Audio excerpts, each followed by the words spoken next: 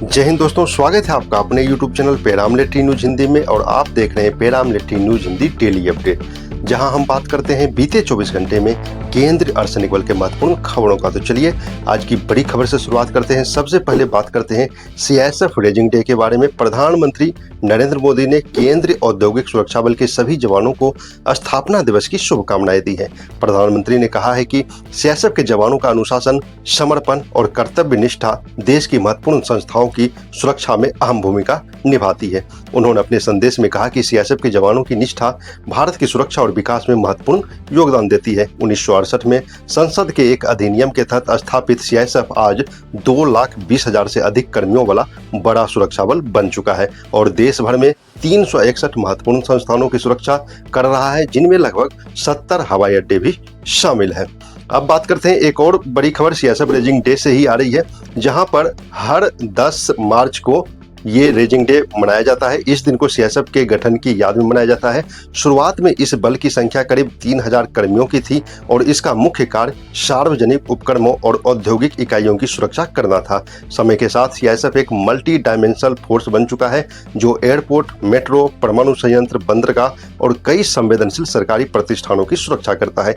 इस दिन देश भर में CISF यूनिट्स में परेड, समारोह, सांस्कृतिक कार्यक्रम, खेल प्रतियोगिताएं, ब्लड डोनेशन और हेल्थ कैंप जैसे कार्यक्रम आयोजित किए जाते हैं।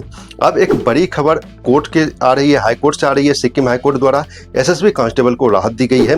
कोर्ट ने SSB के कांस्टेबल की बर्खास्तगी को रद्द कर दिया है।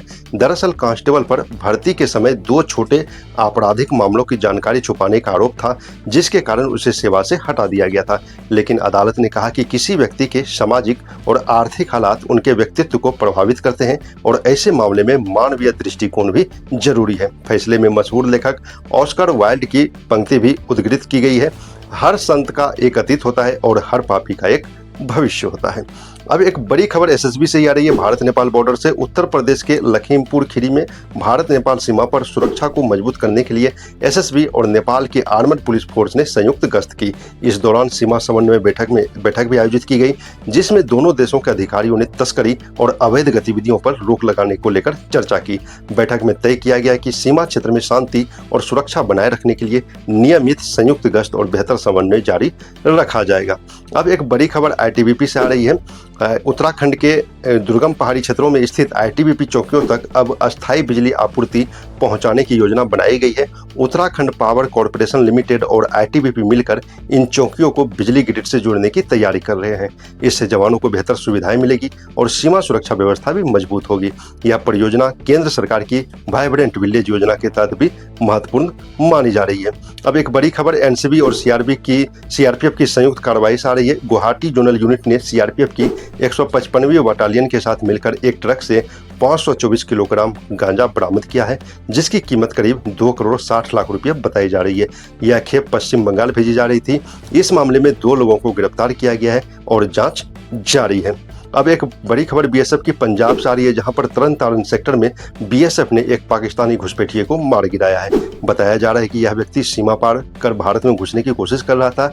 BSF जवानों ने उसे रोकने के लिए चेतावनी दी, लेकिन वह नहीं रुका और संदिग्ध गतिविधि जारी रखी।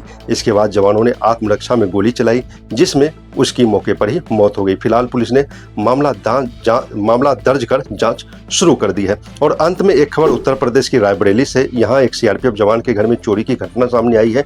चोरों ने घर में घुसकर सोने चांदी के जेवरात सहित करीब 15 लाख रुपए का सामान चोरी कर लिया। घटना के समय जवान ड्यूटी पर कोलकाता में तैनात थे और घर पर उसकी पत्नी अकेली थी।